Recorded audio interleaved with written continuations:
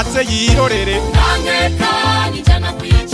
urandabirana naka arazi ibyo yavuze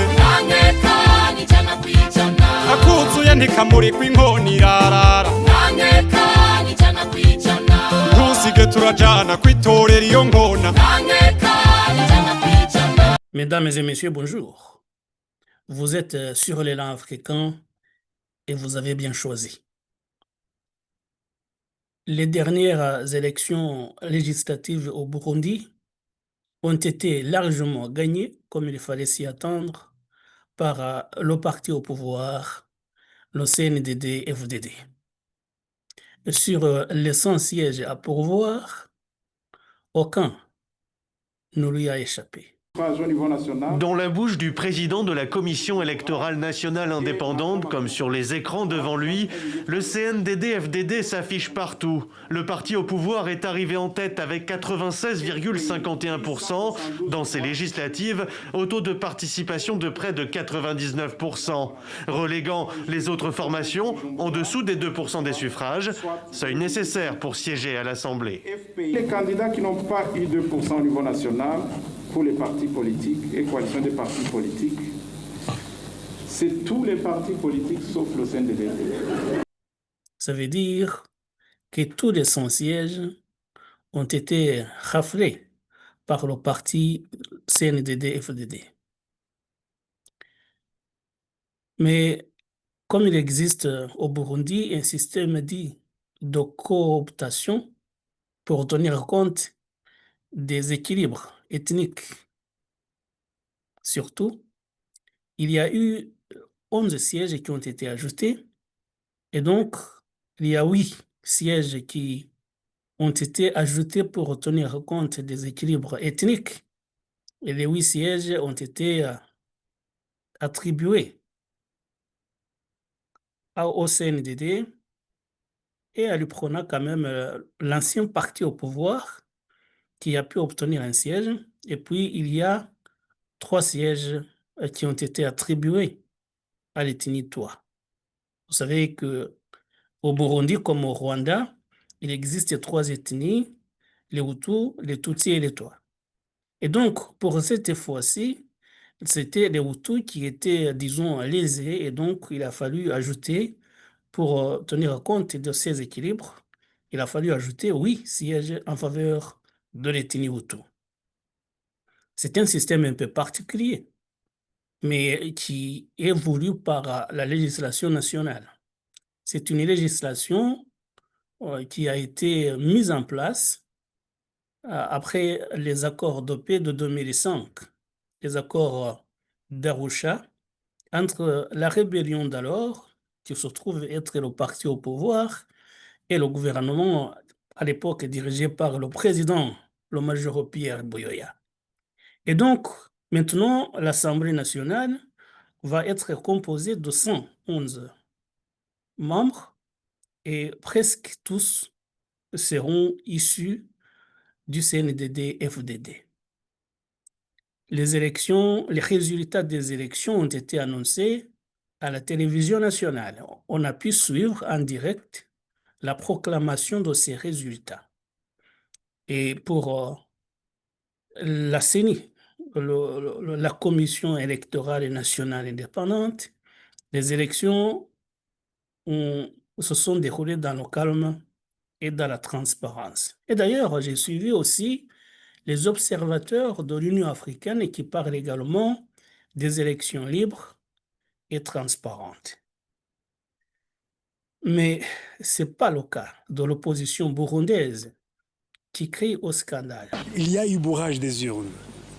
Les élections devraient commencer à 6 heures, mais ceux qui devraient faire le bourrage des urnes avaient commencé déjà à 4 heures. Et après, il y a eu des personnes qui étaient mandatées pour voter pour les autres. Avant même la proclamation des résultats, l'opposant Agathon Rwasa disait que ce n'était pas des élections à proprement parler, mais que c'était plutôt un show du parti au pouvoir, le CNDD-FDD. Le CNDD-FDD a essayé de tout faire, tout monter pour qu'ils soient rassurés d'avoir 100%. À défaut, plus de 90%. Vous le savez plus que n'importe qui peut-être. Allez voir le design de la CENI. Donc, à partir de la CENI, descendez au niveau des provinces, des communes. Les organes de gestion du processus électoral, c'est 100% CNDD-FDD. L'administration territoriale, 100% CNDD-FDD. Et ceux qui sont, entre guillemets, dans cette manifestation appelée campagne maintenant, ils sont tous des pro-CNDD-FDD. Autrement dit, c'est un véritable show du CNDD-FDD et rien que ça. Et puis, vous avez des élections soi-disant législatives, mais c'est plutôt l'exécutif qui brandit son programme. C'est les partis politiques, entre guillemets, au lieu de parler de la matière législative, parlent tout autant des projets comme si c'était une campagne présidentielle. Il faut d'ailleurs dire également que quand même c'est surprenant de voir qu'un seul parti puisse être élu à plus de 96%. 96. Le deuxième parti a été l'UPRONA, l'Union pour le progrès national, le parti de anciennement au pouvoir.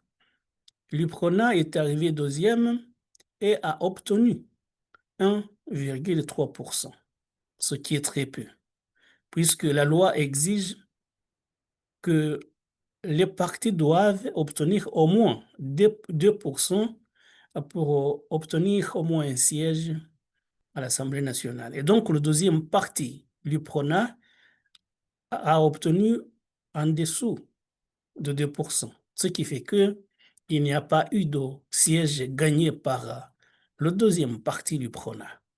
C'est surprenant. L'opposition crie donc au scandale.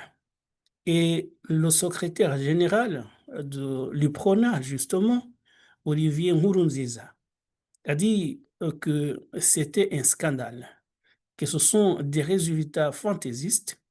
Et il dit par exemple que c'est étonnant de voir que dans au moins 2 communes, le parti au pouvoir a pu obtenir 100% des voix. Ce qui veut dire que même les candidats de l'opposition ont voté pour le CNDD-FDD. Quand même, il y a un point d'interrogation. Je ne veux pas dire que Olivier Nkurunziza a raison. Je ne veux pas dire que les élections ont été truquées par le parti au pouvoir, mais il y a tout de même des interrogations à avoir. Si réellement il y a des communes où le parti au pouvoir a obtenu 100% des voix, ça veut dire que les opposants ont voté aussi pour ce parti. Ça veut dire également qu'il n'y a pas eu d'abstention, qu'il n'y a pas de bulletin nul, ce qui quand même pose un certain nombre de questions. Et pour l'organisation Human Rights Watch, qui a suivi également ces élections, les élections ont été gagnées largement, donc c'était une volonté du parti au pouvoir pour, je cite l'organisation Human Rights Watch, pour masquer les échecs du parti. Puisque ce parti est au pouvoir depuis 2005 et selon Human Rights Watch, il y a eu, depuis son arrivée au pouvoir, des violations massives des droits de l'homme. Mais surtout, selon encore une fois cette organisation, il y a des échecs du point de vue économique. Human Rights Watch parle de 40% d'inflation et de crise économique grave et qui ne cesse de faire du mal à la population burundaise.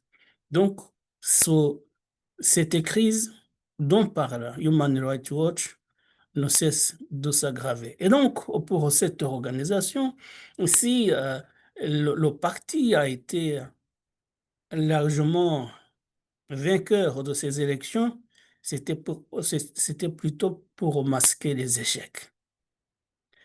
Mais on se demande justement comment se fait-il que les électeurs burundais, qui, disons-le, quand même, connaissent pas mal de difficultés du point de vue économique, ne peuvent pas, au moins, s'insurger contre la situation actuelle et peut-être comme ça se fait dans d'autres pays, du moins où règne plus ou moins un système démocratique où le citoyen est libre, comment se fait-il que les citoyens ne pensent pas à punir ceux qui sont au pouvoir? C'est ce qui, normalement, devrait arriver. Mais vous savez, des fois, c'est celui qui contrôle le pouvoir, qui contrôle également les élections. Et comme disait Staline, l'homme l'homme le plus puissant n'est pas celui qui met le bulletin de vote dans l'urne, mais c'est celui qui compte les voix. Je ne vais pas accuser de fraude, je n'ai pas des éléments pour, mais quand même, il y a des interrogations à avoir. Et donc, les opposants, l'opposition, crient à la fraude électorale. Alors que les autorités parlaient plutôt euh, que la population a voté pour le parti au pouvoir, plus que la population est satisfaite du bilan du président en place, le général-major Évariste Ndayishimiye. Et donc, nous voulions évoquer cette situation puisque c'est un peu surprenant. Je peux dire même que c'est inquiétant de voir que la démocratie est à ce point inexistante au Burundi, qui est pourtant une nation mature. Mais comme le dit l'opposition, le CNDD-FDD a tué la démocratie. Est-ce vrai?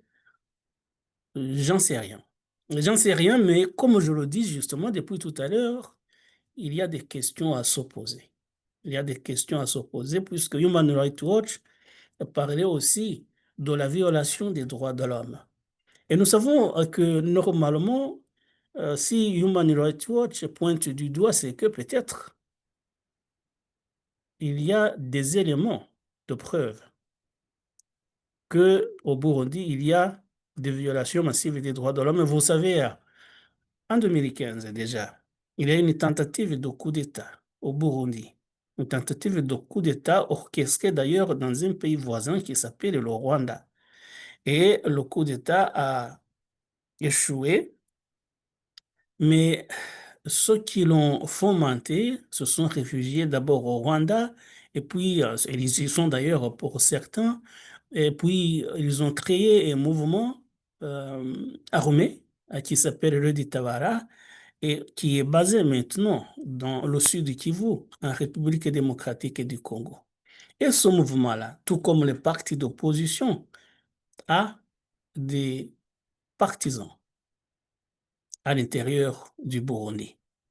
Et donc, étonnant de voir que le parti gagne largement 96% des voix, c'est énorme, alors qu'il y a des gens qui sont contre ce pouvoir. C'est une question à se poser. Et pourquoi donc les observateurs de l'Union africaine ont estimé que les élections ont été libres et transparentes? Je commence à me demander pourquoi l'Union africaine envoie des observateurs dans des pays où il y a des élections, puisque chaque fois, les observateurs en question sont satisfaits du déroulement des élections. C'est le cas maintenant au Burundi, mais c'était le cas au Rwanda l'année dernière. L'année dernière, au Rwanda, il y a eu des élections présidentielles. Le président a été élu avec 99,15%. 99,15%. Et les observateurs étaient satisfaits de ces résultats. du déroulement et des résultats. Et au Burundi, maintenant, ce ne sont pas des élections présidentielles, c'est des élections législatives, mais tout de même, on ne peut pas avoir un tel résultat et dire que les élections ont été libres. D'une part, il y a cette volonté de rafler la mise de la part du parti qui est au pouvoir, mais cela veut dire également qu'il y a eu des droits de l'opposition qui n'ont pas été respectés, disons-le, puisque la campagne a été à sens unique. Et si les gens n'ont pas accès aux médias, si les meetings euh, des opposants sont boycottés par la population qui a peur de la police et contrôlée par le pouvoir, ça veut dire qu'il y a quelque chose qui ne va pas. Et c'est ce qui se passe justement là-bas, que ce soit au Rwanda, que ce soit au Burundi.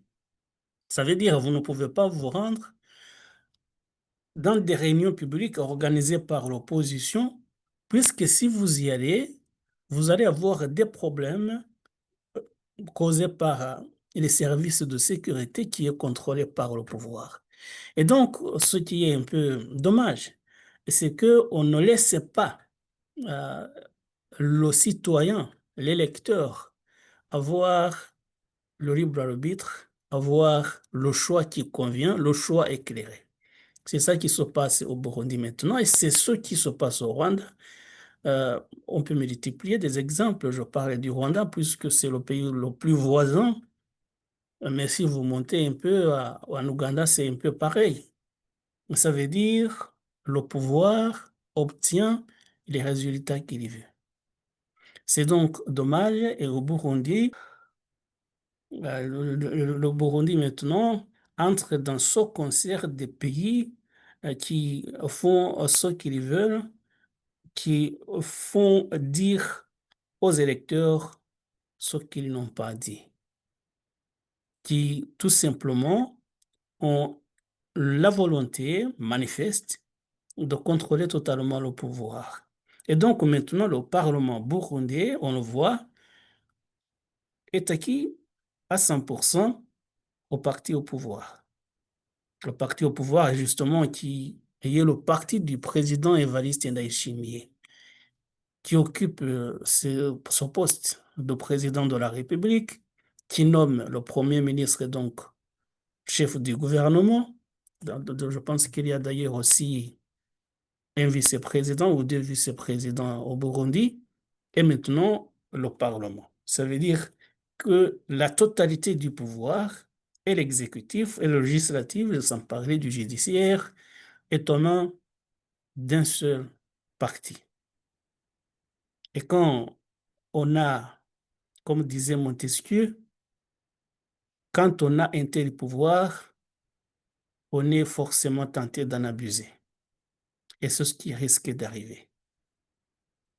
Puisque justement, le pouvoir est entre les mains d'un seul parti ou peut-être d'un seul homme. Et là, justement, c'est inquiétant. Ça risque de virer à la dictature. Je ne taxe pas le président Ndayishimiye de dictateur. Mais quand on concentre de tels pouvoirs entre ses mains, ça veut dire qu'on risque d'avoir, on risque de virer à la dictature. On risque d'avoir un comportement dictatorial. Quand on est à la tête du pays, quand on a de tels pouvoirs entre ses mains, il est très difficile d'accepter la contradiction. Et quand vous n'acceptez pas d'être contredit, c'est là où justement commence la dérive dictatoriale. Je pense que le président Ndayishimiye, les chefs du parti au pouvoir aussi, les autres responsables du parti au pouvoir, devraient voir comment partager le pouvoir avec l'opposition. Et comme disait justement Agathon Rwasa, ce ne sont pas des élections qui ont eu lieu, c'est tout simplement un show des partis au pouvoir. Mais ils arrivent à éviter, mais Human Rights Watch parlait de violation des droits de l'homme, ça veut dire justement que ça a commencé. Il faudrait que le parti au pouvoir arrive à partager, normalement, le parti CNDD-FDD arrive à partager le pouvoir avec les autres forces politiques du pays. Mais ce n'est pas le cas actuellement et j'espère que ça pourra se corriger dans l'avenir. Dans tous les cas, je félicite quand même le CNDD-FDD qui a gagné les élections haut la main, même s'il y a des inquiétudes à avoir, mais ils ont gagné les élections et je leur souhaite du bon travail. Merci mesdames et messieurs, merci de nous avoir prêté attention. À très bientôt pour d'autres sujets. Au revoir.